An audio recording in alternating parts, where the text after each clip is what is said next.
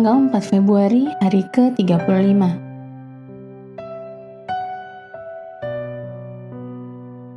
Bacaan Imamat pasal 11-15. Kekudusan pribadi dalam kehidupan sehari-hari.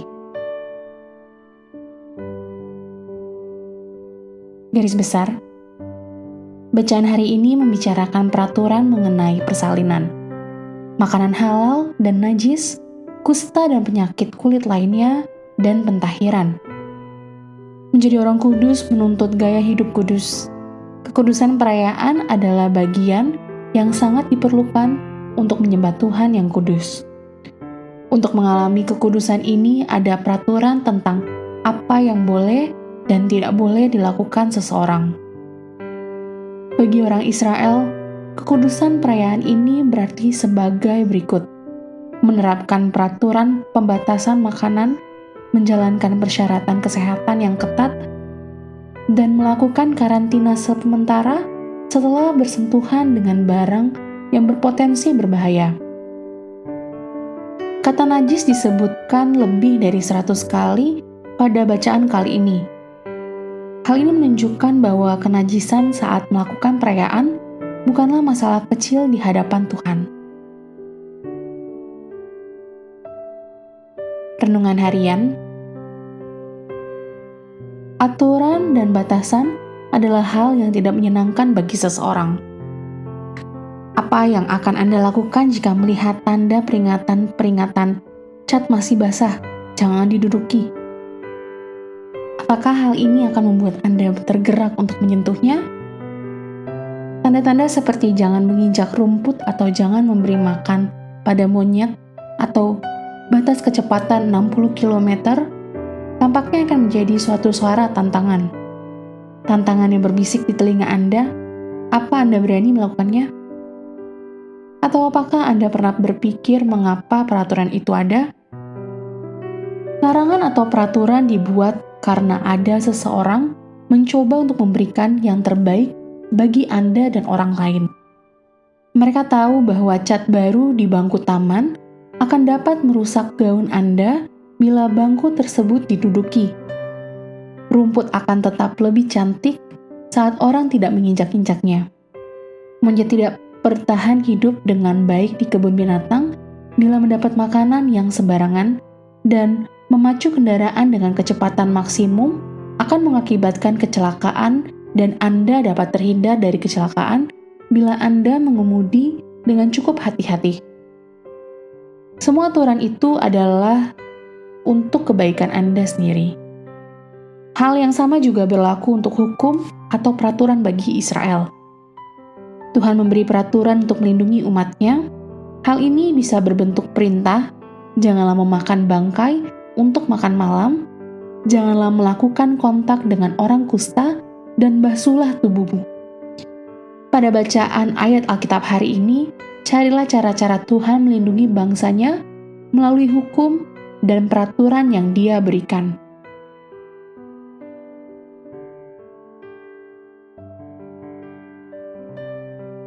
Apa yang ditutupi oleh orang-orang akan dibukakan oleh Allah.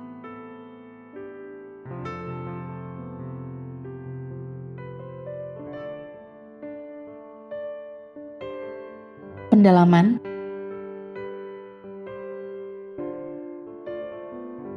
Najis oleh penyakit. Imamat pasal 13 ayat 1-46. Imamat pasal 13 dan 14 membahas berbagai kondisi kulit yang membuat seseorang najis. Kondisi kulit ini juga bisa menjadi ancaman potensial bagi kesehatan masyarakat. Penderita salah satu penyakit ini akan dikucilkan dari kamp tenda mereka. Pengucilan dilakukan sampai seorang imam memastikan bahwa dia tidak lagi terinfeksi. Yesus menunjukkan belas kasih dan kekuatan penyembuhannya saat Dia menyentuh mereka yang menderita penyakit semacam itu. Yesus menyembuhkan mereka menjadi sehat kembali. Lihat Matius pasal 8 ayat 2-4.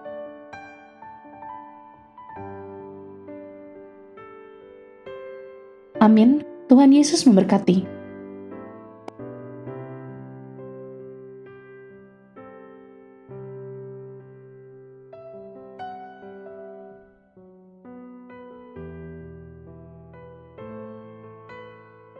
Imamat pasal 11.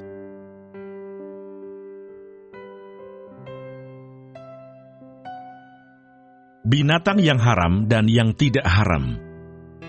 Lalu Tuhan berfirman kepada Musa dan Harun, katanya kepada mereka, "Katakanlah kepada orang Israel begini, inilah binatang-binatang yang boleh kamu makan dari segala binatang berkaki 4 yang ada di atas bumi. Setiap binatang yang berkuku belah, yaitu yang kukunya bersela panjang dan yang memamah biak, boleh kamu makan. Tetapi inilah yang tidak boleh kamu makan dari yang memamah biak, atau dari yang berkuku belah, unta. Karena memang memamah biak, tetapi tidak berkuku belah. Haram itu bagimu. Juga pelanduk, karena memang memamah biak, tetapi tidak berkuku belah. Haram itu bagimu. Juga kelinci, karena memang memamah biak, tetapi tidak berkuku belah. Haram itu bagimu. Demikian juga babi hutan, karena memang berkuku belah, yaitu kukunya bersela panjang, tetapi tidak memamah biak. Haram itu bagimu. Daging binatang-binatang itu janganlah kamu makan, dan bangkainya janganlah kamu sentuh. Haram semuanya itu bagimu. Inilah yang boleh kamu makan dari segala yang hidup di dalam air. Segala yang bersirip dan bersisik di dalam air, di dalam lautan, dan di dalam sungai, itulah semuanya yang boleh kamu makan. Tetapi segala yang tidak bersirip atau bersisik di dalam lautan dan di dalam sungai, dari segala yang berkeriapan di dalam air, dan dari segala makhluk hidup yang ada di dalam air, semuanya itu kejijikan bagimu. Sesungguhnya haruslah semuanya itu kejijikan bagimu. Dagingnya janganlah kamu makan, dan bangkainya haruslah kamu jijikan. Segala yang tidak bersirip dan tidak bersisik di dalam air adalah kejijikan bagimu. Inilah yang harus kamu jijikan dari burung-burung.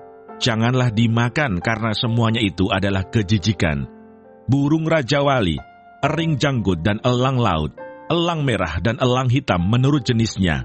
Setiap burung gagak menurut jenisnya. Burung unta, burung hantu, camar, dan elang sikap menurut jenisnya. Burung pungguk, burung dendang air, dan burung hantu besar, burung hantu putih, burung undan, burung ering, burung ranggung, bangau menurut jenisnya, meragai dan kelelawar.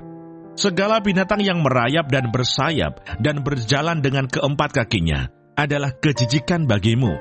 Tetapi inilah yang boleh kamu makan dari segala binatang yang merayap dan bersayap dan yang berjalan dengan keempat kakinya, yaitu yang mempunyai paha di sebelah atas kakinya untuk melompat di atas tanah. Inilah yang boleh kamu makan dari antaranya. Belalang-belalang menurut jenisnya, yaitu belalang-belalang gambar menurut jenisnya, belalang-belalang kunyit menurut jenisnya, dan belalang-belalang padi menurut jenisnya.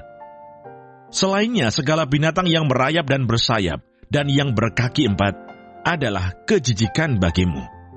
Semua yang berikut akan menajiskan kamu. Setiap orang yang kena kepada bangkainya menjadi najis sampai matahari terbenam, dan setiap orang yang ada membawa dari bangkainya haruslah mencuci pakaiannya, dan ia menjadi najis sampai matahari terbenam. yakni segala binatang yang berkuku belah, tetapi tidak bersela panjang, dan yang tidak memamah biak. Haram semuanya itu bagimu, dan setiap orang yang kena kepadanya menjadi najis.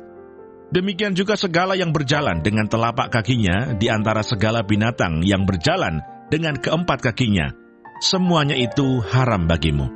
Setiap orang yang kena kepada bangkainya menjadi najis sampai matahari terbenam. Dan siapa yang membawa bangkainya haruslah mencuci pakaiannya, dan ia menjadi najis sampai matahari terbenam. Haram semuanya itu bagimu. Inilah yang haram bagimu di antara segala binatang yang merayap dan berkeriapan di atas bumi: tikus buta, tikus, dan katak menurut jenisnya, dan landak, biawak, dan bengkarung, siput dan bunglon. Itulah semuanya yang haram bagimu di antara segala binatang yang mengeriap. Setiap orang yang kena kepada binatang-binatang itu, sesudah binatang-binatang itu mati, menjadi najis sampai matahari terbenam. Dan segala sesuatu menjadi najis kalau seekor yang mati dari binatang-binatang itu jatuh ke atasnya, perkakas kayu apa saja, atau pakaian, atau kulit, atau karung, setiap barang yang dipergunakan untuk sesuatu apapun, haruslah dimasukkan ke dalam air dan menjadi najis sampai matahari terbenam, kemudian menjadi tahir pula. Kalau seekor dari binatang-binatang itu jatuh ke dalam sesuatu belanga tanah, maka segala yang ada di dalamnya menjadi najis, dan belanga itu harus kamu pecahkan. Dalam hal itu, segala makanan yang boleh dimakan, kalau kena air dari belanga itu menjadi najis, dan segala minuman yang boleh diminum dalam belanga seperti itu menjadi najis. Kalau bangkai seekor dari binatang-binatang itu jatuh ke atas sesuatu benda, itu menjadi najis. Pembakaran roti dan anglo haruslah diremukkan, karena semuanya itu najis, dan haruslah najis juga bagimu. Tetapi mata air atau sumur yang memuat air tetap tahir, sedangkan siapa yang kena kepada bangkai binatang-binatang itu menjadi najis. Apabila bangkai seekor dari binatang-binatang itu jatuh ke atas benih apapun yang akan ditaburkan, maka benih itu tetap tahir.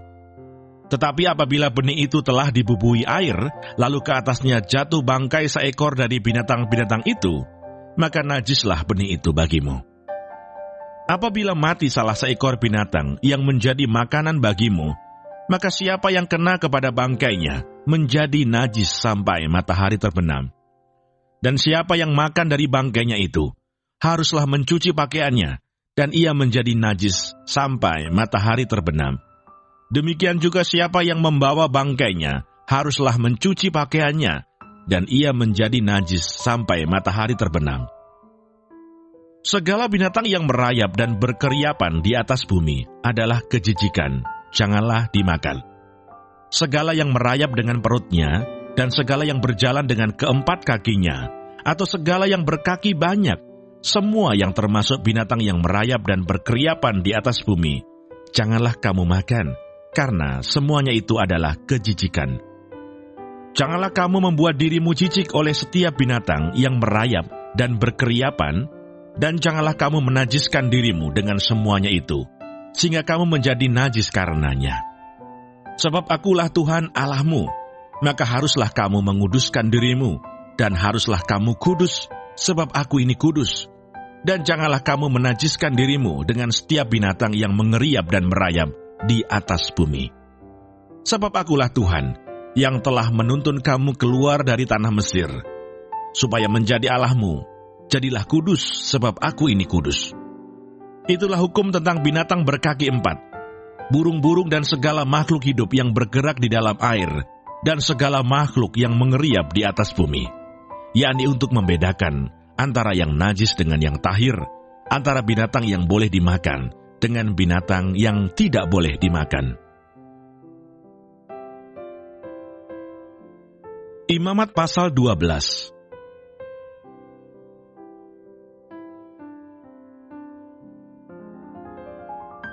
Pentahiran sesudah melahirkan anak. Tuhan berfirman kepada Musa demikian, "Katakanlah kepada orang Israel, apabila seorang perempuan bersalin dan melahirkan anak laki-laki, maka najislah ia selama 7 hari, sama seperti pada hari-hari ia bercemar kain ia najis. Dan pada hari yang ke-8 haruslah dikerat daging kulit katan anak itu. Selanjutnya 33 hari lamanya, perempuan itu harus tinggal menantikan pentahiran dari darah nifas. Tidak boleh ia kena kepada sesuatu apapun yang kudus, dan tidak boleh ia masuk ke tempat kudus, sampai sudah genap hari-hari pentahirannya. Tetapi jikalau ia melahirkan anak perempuan, maka najislah ia selama 2 minggu, sama seperti pada waktu ia bercemar kain. Selanjutnya 66 hari lamanya, ia harus tinggal menantikan pentahiran dari darah nifas. Bila sudah genap hari-hari pentahirannya, maka untuk anak laki-laki atau anak perempuan, haruslah dibawanya seekor domba berumur 1 tahun sebagai korban bakaran, dan seekor anak burung merpati atau burung tekukur sebagai korban penghapus dosa ke pintu kemah pertemuan, dengan menyerahkannya kepada imam. Imam itu harus mempersembahkannya ke hadapan Tuhan dan mengadakan pendamaian bagi perempuan itu. Demikianlah perempuan itu ditahirkan dari leleran darahnya. Itulah hukum tentang perempuan yang melahirkan anak laki-laki atau anak perempuan. Tetapi jikalau ia tidak mampu, untuk menyediakan seekor kambing atau domba, maka haruslah ia mengambil 2 ekor burung tekukur atau 2 ekor anak burung merpati, yang seekor sebagai korban bakaran dan yang seekor lagi sebagai korban penghapus dosa. Dan imam itu harus mengadakan pendamaian bagi perempuan itu, maka tahirlah ia. Imamat pasal 13.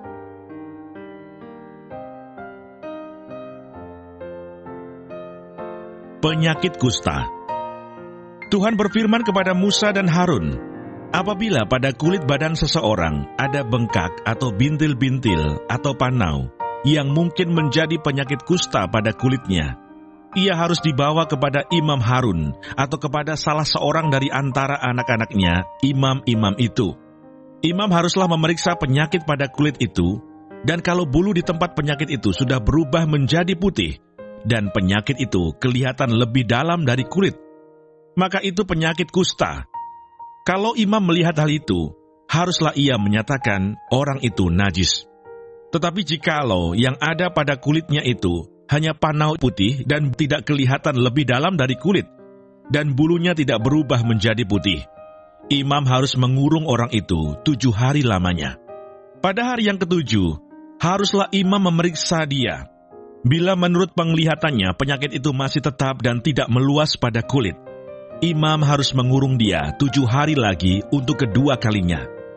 Kemudian pada hari yang ke-7, haruslah imam memeriksa dia untuk kedua kalinya. Bila penyakit itu menjadi pudar dan tidak meluas pada kulit, imam harus menyatakan dia tahir. Itu hanya bintil-bintil. Orang itu harus mencuci pakaiannya dan ia menjadi tahir.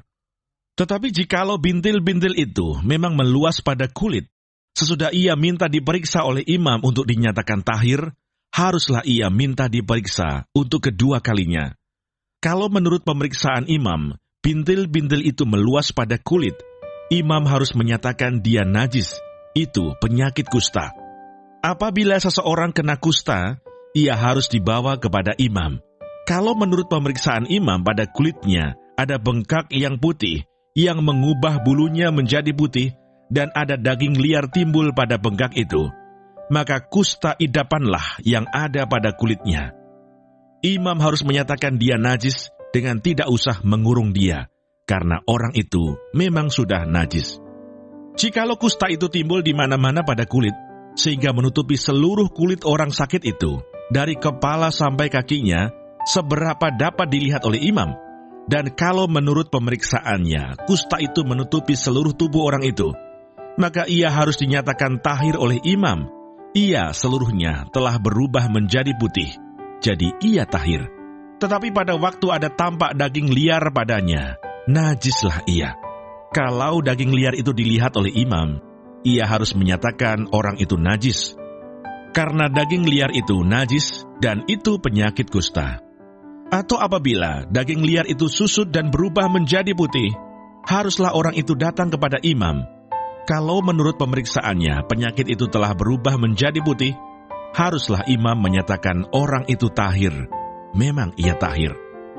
Apabila pada kulit seseorang ada barah yang telah sembuh, tetapi di tempat barah itu timbul bengkak yang putih atau panau yang putih kemerah-merahan, haruslah orang itu minta diperiksa oleh imam. Kalau menurut pemeriksaannya, panau itu kelihatan lebih dalam daripada kulit dan bulunya telah berubah menjadi putih, maka imam harus menyatakan, orang itu najis, karena penyakit kustalah yang timbul di dalam barah itu. Tetapi jikalau panau itu diperiksa oleh imam, dan ternyata tidak ada bulu yang putih padanya, dan tidak lebih dalam daripada kulit, malahan pudar, imam harus mengurung orang itu 7 hari lamanya. Dan jikalau panau itu memang meluas pada kulit, imam harus menyatakan dia najis, itulah penyakit kusta. Tetapi jikalau panau itu masih tetap dan tidak meluas, maka itu bekas barah, dan imam harus menyatakan orang itu tahir. Atau apabila pada kulit seseorang ada lecur karena api, dan daging liar yang timbul pada lecur itu menjadi panau yang putih kemerah-merahan atau putih, maka imam harus memeriksa panau itu.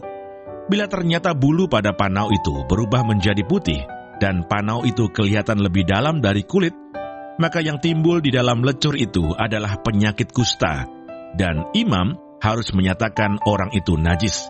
Itu penyakit kusta. Tetapi jikalau menurut pemeriksaannya tidak ada pada panau itu bulu yang putih dan panau itu tidak lebih dalam daripada kulit, malahan pudar, imam harus mengurung orang itu 7 hari lamanya. Pada hari yang ke-7, imam harus memeriksa lagi dia. Jikalau panau itu memang meluas pada kulit, maka haruslah imam menyatakan dia najis. Itu penyakit kusta. Tetapi jikalau panau itu masih tetap dan tidak meluas pada kulit, malahan pudar, maka itu bengkak lecur, dan imam harus menyatakan dia tahir, sebab itu bekas lecur. Apabila seorang laki-laki atau perempuan mendapat penyakit pada kepala atau pada janggut, imam harus memeriksa penyakit itu. Bila itu kelihatan lebih dalam dari kulit, dan ada padanya rambut halus yang kuning, maka imam harus menyatakan orang itu najis, karena itu kudis kepala, yakni kusta kepala atau kusta janggut. Dan apabila menurut pemeriksaannya penyakit kudis itu tidak kelihatan lebih dalam dari kulit, dan tidak ada padanya rambut yang hitam, maka imam harus mengurung orang yang kena penyakit kudis itu 7 hari lamanya. Pada hari yang ke-7, imam harus memeriksa penyakit itu. Bila ternyata kudis itu tidak meluas dan tidak ada rambut yang kuning padanya, dan kudis itu tidak kelihatan lebih dalam dari kulit, maka orang itu harus bercukur. Hanya tempat kudis itu tidak boleh dicukurnya.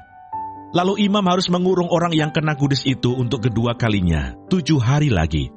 Kemudian pada hari yang ke-7, imam harus memeriksa lagi kudis itu. Bila ternyata kudis itu tidak meluas pada kulit dan tidak kelihatan lebih dalam dari kulit, maka imam harus menyatakan orang itu tahir, dan ia harus mencuci pakaiannya, dan ia menjadi tahir. Tetapi jikalau kudis itu memang meluas pada kulit sesudah ia dinyatakan tahir, dan menurut pemeriksaan imam kudis itu meluas pada kulit, maka imam tidak usah lagi mencari rambut yang kuning. Memang orang itu najis. Tetapi jikalau menurut penglihatan imam, kudis itu masih tetap dan ada rambut hitam tumbuh pada kudis itu, maka kudis itu sudah sembuh dan orang itu tahir, dan imam harus menyatakan dia tahir. Apabila pada kulit seorang laki-laki atau perempuan ada panau-panau, yakni panau-panau yang putih, imam harus melakukan pemeriksaan. Bila ternyata pada kulitnya ada panau-panau pudar dan putih, maka hanya kuraplah yang timbul pada kulitnya, dan orang itu tahir. Apabila rambut kepala seorang laki-laki meluruh, dan ia hanya menjadi botak, ia tahir. Jikalau rambutnya meluruh pada sebelah mukanya, dan ia menjadi botak sebelah depan, ia tahir.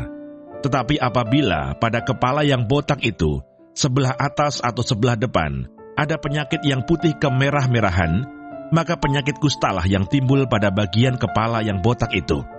Lalu imam harus memeriksa dia. Bila ternyata bahwa bengkak pada bagian kepala yang botak itu putih kemerah-merahan dan kelihatannya seperti kusta pada kulit, maka orang itu sakit kusta dan ia najis. Dan imam harus menyatakan dia najis karena penyakit yang di kepalanya itu. Orang yang sakit kusta harus berpakaian yang cabik-cabik, rambutnya terurai, dan lagi ia harus menutupi mukanya sambil berseru-seru, najis, najis. Selama ia kena penyakit itu, ia tetap najis. Memang ia najis, ia harus tinggal terasing di luar perkemahan, itulah tempat kediamannya.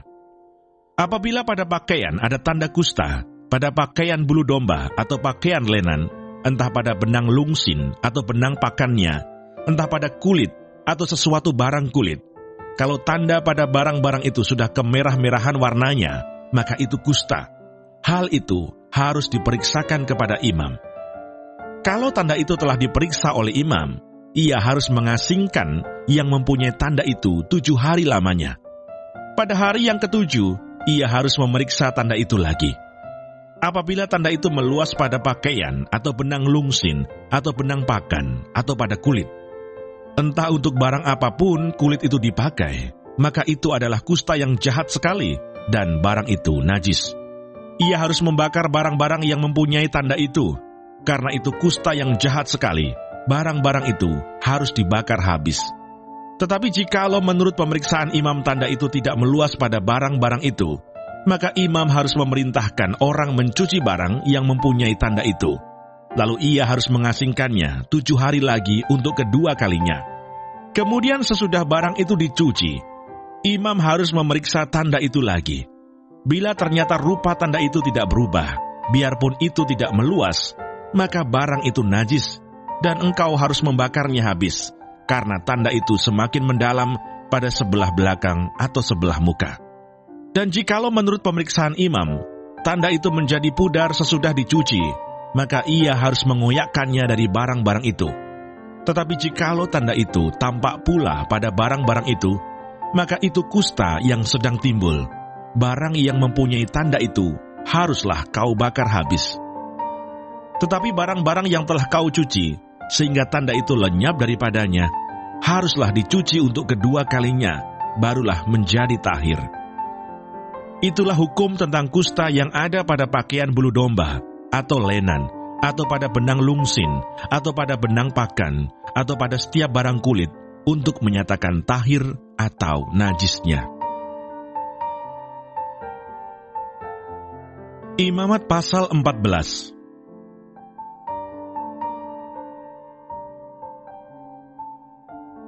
Tuhan berfirman kepada Musa, "Inilah yang harus menjadi hukum tentang orang yang sakit kusta pada hari pentahirannya.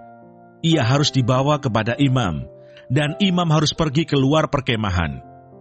Kalau menurut pemeriksaan imam, penyakit kusta itu telah sembuh daripadanya, maka imam harus memerintahkan supaya bagi orang yang akan ditahirkan itu, diambil 2 ekor burung yang hidup dan yang tidak haram, juga kayu aras, kain kirmisi, dan hisop.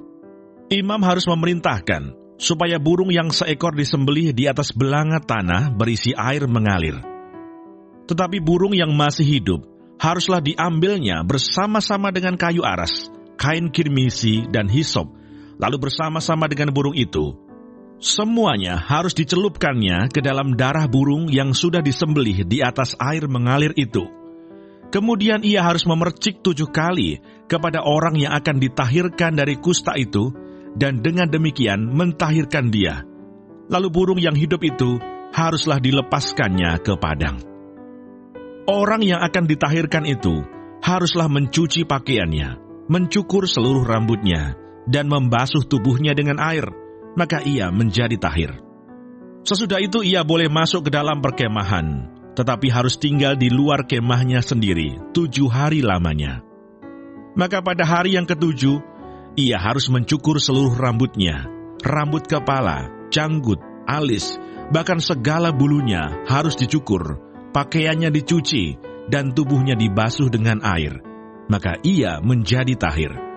Pada hari yang ke-8, ia harus mengambil 2 ekor domba jantan yang tidak bercela, dan 1 ekor domba betina berumur setahun yang tidak bercela, dan 3/10 eva tepung yang terbaik, diolah dengan minyak sebagai korban sajian, serta 1 log minyak. Imam yang melakukan pentahiran itu harus menempatkan orang yang akan ditahirkan bersama-sama dengan persembahannya di hadapan Tuhan, di depan pintu kemah pertemuan.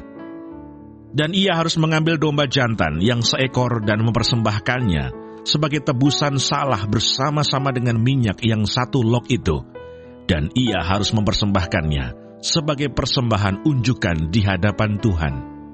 Domba jantan itu harus disembelihnya di tempat orang menyembelih korban penghapus dosa, dan korban bakaran di tempat kudus, karena korban penebus salah. Begitu juga korban penghapus dosa adalah bagian imam. Itulah bagian maha kudus. Imam harus mengambil sedikit dari darah tebusan salah itu, dan harus membubuhnya pada cuping telinga kanan dari orang yang akan ditahirkan, dan pada ibu jari tangan kanan, dan pada ibu jari kaki kanannya. Imam harus mengambil sedikit dari minyak yang 1 log itu, dan menuangnya ke telapak tangan kiri imam sendiri. Ia harus mencelupkan jari kanannya ke dalam minyak yang di telapak tangan kirinya itu, dan sedikit dari minyak itu haruslah dipercikkannya dengan jarinya 7 kali di hadapan Tuhan. Dari minyak selebihnya imam harus membubuh sedikit pada cuping telinga kanan orang itu, pada ibu jari tangan kanannya, dan pada ibu jari kaki kanannya, di tempat mana darah tebusan salah dibubuhkan. Dan apa yang tinggal dari minyak itu haruslah dibubuhnya pada kepala orang yang akan ditahirkan. Dengan demikian imam mengadakan pendamaian bagi orang itu di hadapan Tuhan.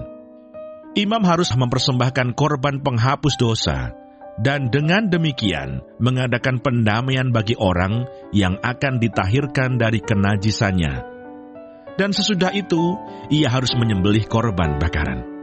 Kemudian imam harus mempersembahkan korban bakaran dan korban sajian di atas mezbah. Dengan demikian imam mengadakan pendamaian bagi orang itu, maka ia menjadi tahir.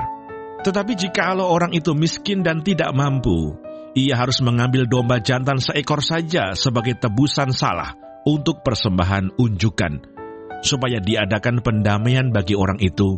Juga 1/10 eva tepung yang terbaik diolah dengan minyak untuk korban sajian dan 1 log minyak.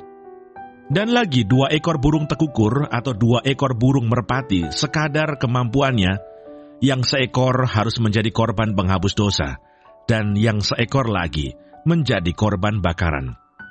Pada hari yang ke-8, ia harus membawa semuanya untuk pentahirannya kepada imam, ke depan pintu kemah pertemuan di hadapan Tuhan.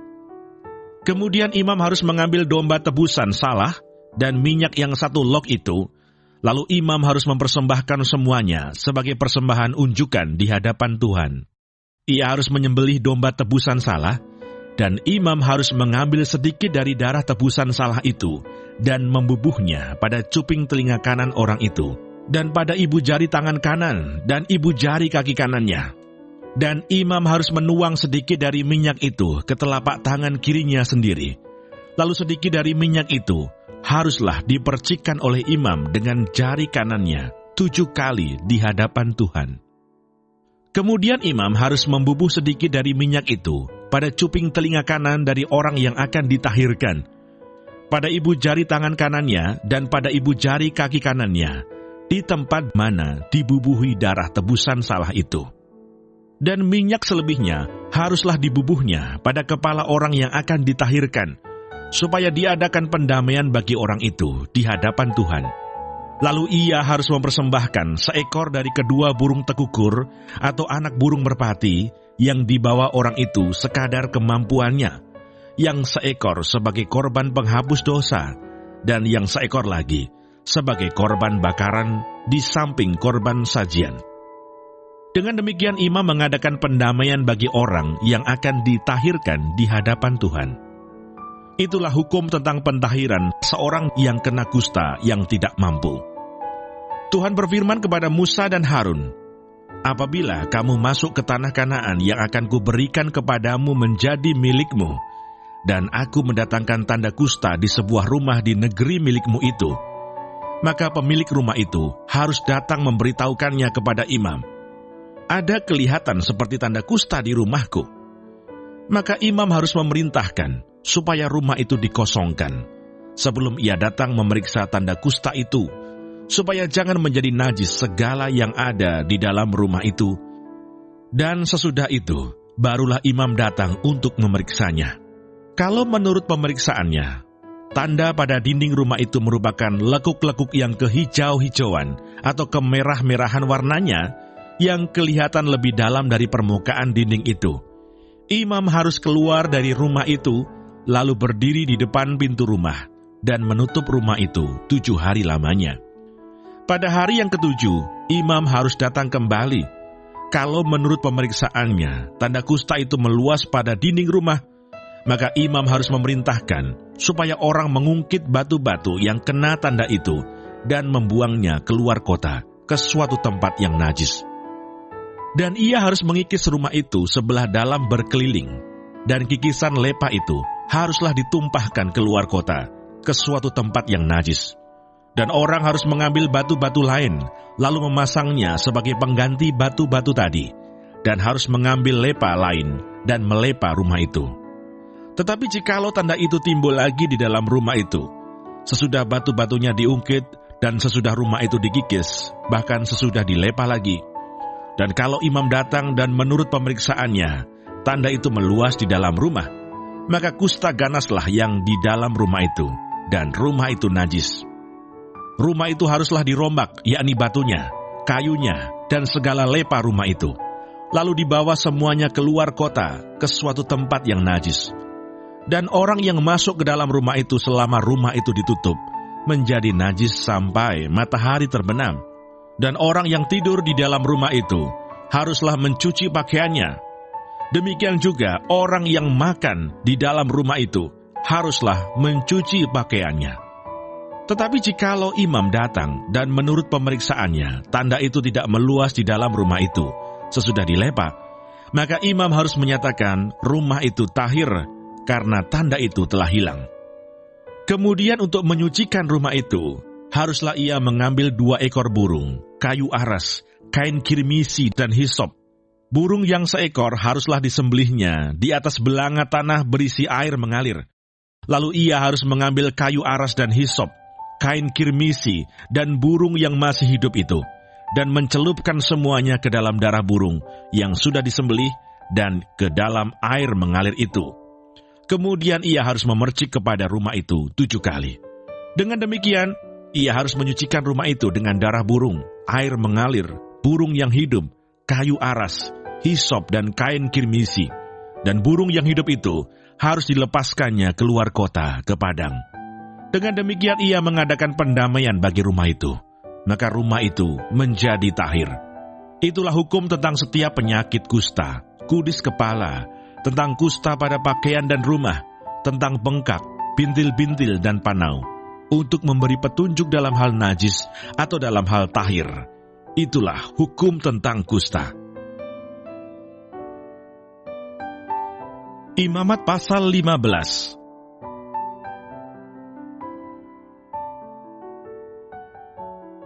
Ketidaktahiran pada laki-laki dan perempuan. Tuhan berfirman kepada Musa dan Harun, "Berbicaralah kepada orang Israel, dan katakan kepada mereka, apabila aurat seorang laki-laki mengeluarkan lelehan, maka najislah ia karena lelehannya itu. Beginilah kenajisannya berhubung dengan lelehannya itu. Bila auratnya membiarkan lelehan itu mengalir, atau bila auratnya menahannya, sehingga tidak mengeluarkan lelehan, maka itulah kenajisannya.